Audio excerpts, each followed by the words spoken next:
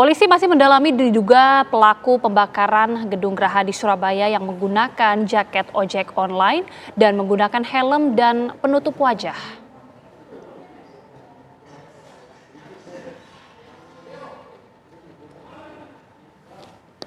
Seseorang yang menggunakan jaket ojol ini memakai helm dan bermasker hitam dan berkacamata viral di media sosial.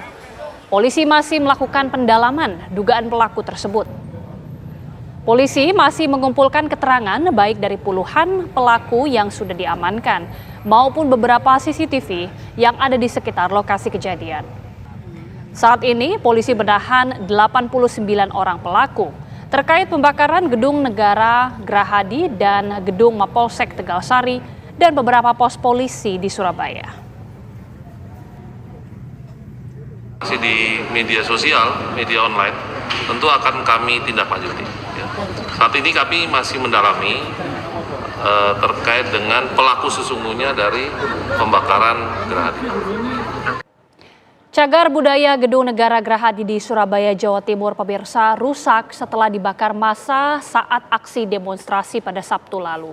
Bagaimana operasional pemerintah Provinsi Jawa Timur saat ini dan apa yang akan dilakukan untuk restorasi Gedung Gerahadi? Sudah bergabung bersama kami Wakil Gubernur Jawa Timur, Emil Dardak. Assalamualaikum, selamat sore Mas Emil. Waalaikumsalam warahmatullahi wabarakatuh. Selamat sore.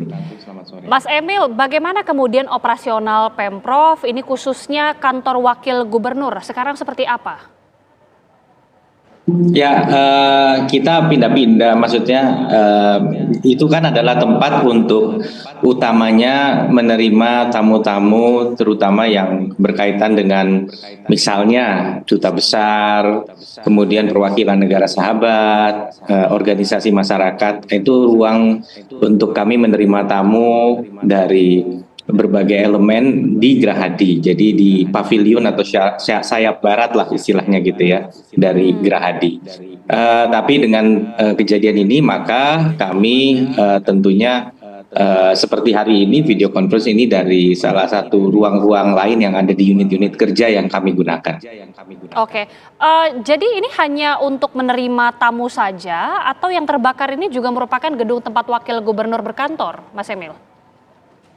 Ya, ini salah satu ruang kerja kita di Gerahadi ya. Jadi sebenarnya kan sebagai gubernur wakil gubernur kami ini banyak berkeliling di Jawa Timur ya. Jadi kita banyak menghadiri atau mendatangi tempat-tempat di segala penjuru Jawa Timur. Tapi betul di sana juga ada meja kerja wakil gubernur. Oke. Jadi dari kompleks gedung Gerahadi sejauh ini sudah diidentifikasikan ada berapa sebenarnya kerugian yang diderita sampai saat ini?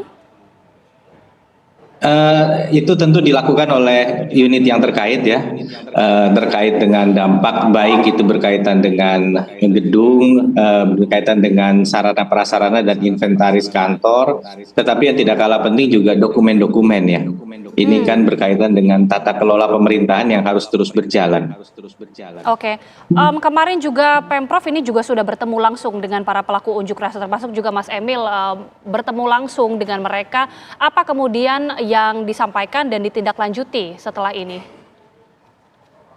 Ada mungkin kalau kita bagi ada dua kategori besar ya. Yang satu mungkin yang kami temui adalah anak-anak di bawah umur yang tingkat keterlibatannya berdasarkan hasil penelusuran dari aparat termasuk kepolisian utamanya itu dianggap ya mereka memang melakukan perbuatan yang merugikan dan juga telah dibina di kepolisian dan dikembalikan ke orang tua. Itu yang kami temui. Namun perlu kami informasikan sampai saat ini ada juga pelaku-pelaku yang diduga menjadi pelaku, diduga menjadi pelaku oleh polisi. Ini masih berada dalam proses penyelidikan lebih lanjut ya, karena mereka ini diidentifikasi mungkin keterlibatannya lebih dalam daripada yang kemarin dilepaskan. Oke, jadi bagaimana mungkin dari Pemprov melihat banyak sebenarnya keterlibatan dari para pelaku unjuk rasa ini yang merupakan remaja, anak-anak, anak yang di bawah umur. Pemprov menanggapinya seperti apa dan mungkinkah ini menjadi evaluasi ke depan? Ya, jumlahnya tidak sedikit yang saya ketemu di Polrestabes beberapa hari yang lalu itu lebih dari 50 anak. Saya bertemu dengan orang tuanya karena orang tuanya ingin menyampaikan permohonan maaf begitu ya. Dan kami juga memikirkan bahwa anak-anak ini 50-an dari berbagai wilayah ini harus bisa melalui proses ini dan menjadi insan yang lebih baik. Itu sebabnya kami hadir untuk menyampaikan kepada orang tua untuk jangan menyerah mendidik, membina anak mereka, karena bukan tidak mungkin ada orang tua yang mungkin hands up ya melihat apa yang telah dilakukan anaknya. Nah, ini yang kita tidak ingin sampai terjadi. Kita beri penguatan dan ada monitoring berkelanjutan dari Dinas Pemberdayaan Perempuan dan Pelindungan Anak DP3AK Pemprov Jawa Timur. Oke, dari temuan kemudian mungkin juga dari interaksi begitu ya Mas Emil dan Pemprov bersama dengan para pelaku unjuk rasa yang terutama anak-anak ini, apakah mereka memang sering melakukan aksi seperti ini atau memang karena momentum pada saat itu sehingga mereka ikut-ikutan dengan pelaku yang cukup dewasa? Ini dia, mereka tidak paham sebenarnya apa yang menjadi dasar landasan demonstrasi ini. Yang mereka dengar cuman pokoknya ada rame-rame, ada aksi untuk protes yang mana mereka diajak untuk bergabung dan membuat lebih heboh lah bahasanya begitu. Tapi ajakan ini muncul misalnya melalui live streaming yang mereka diajak dan juga memang mungkin mereka sering sepergaulan ya dengan berbagai jejaring sehingga mudah untuk diajak begitu. Dan ini yang ditelusuri dengan seksama. Tetapi dari yang kami temui mereka betul-betul sebenarnya tidak memahami landasannya dan istilahnya dalam sekejap di momen yang sangat intens mereka terbawa suasana dan dihasut dan dipersenjatai, diberikan alat-alat itu oleh pihak yang mereka sendiri tidak tahu siapa. Oke, mungkin Mas Emil bisa menyampaikan bagaimana kemudian dari Pemprov apa yang ingin disampaikan khususnya bagi para anak-anak pelaku yang di bawah umur untuk ajakan supaya tidak melakukan aksi-aksi serupa. Kemudian juga mungkin bisa diupdate bagaimana kemudian yang dilakukan untuk restorasi di Gedung Gerahadi nanti ke depannya, Mas. Ya, terkait dengan anak-anak, pertama anak di bawah umur ini memang harus dalam pengawasan orang tua. Jadi orang tua harus berhati-hati karena anak di bawah umur ini kita kadang kalau tidak menginvestasikan waktu untuk betul-betul membangun komunikasi, mereka nggak sadar gitu bahwa apa yang terjadi pada anaknya. Bahkan beberapa juga sudah terpapar narkoba, mohon maaf itu bahaya sekali. Dan juga anak-anak ini baru belasan tahun, mungkin SMP kali umurnya ya. Jadi mungkin kalau di rumah kelihatan masih innocent, masih polos ya, nggak nyangka kalau di luar seperti apa. Sekarang ini mereka pegang handphone, kita nggak tahu komunikasinya dengan siapa, materi yang dikonsumsi apa, jadi harus penuh kehati-hatian. Bukan hanya dalam kaitan dengan aksi seperti ini, tapi itu menunjukkan betapa rentannya mereka terinfiltrasi oleh pihak-pihak yang tidak bertanggung jawab dan mereka belum punya kematangan untuk membuat keputusan secara dewasa. Ya, anak-anak ini tentu tetap menanggung konsekuensi, tetapi kita sifatnya bukan untuk menghabisi masa depan, tapi untuk menyelamatkan masa depan anak-anak ini.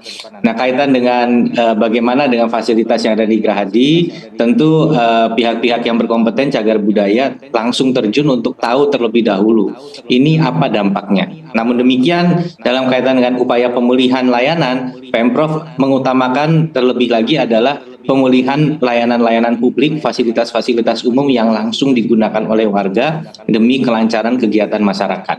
Kami mohon doa restunya dalam upaya pemulihan fasilitas umum ini. Kami tentunya bersyukuri bahwa sudah ada yang mengembalikan koleksi arca yang ada di Museum Kediri misalnya.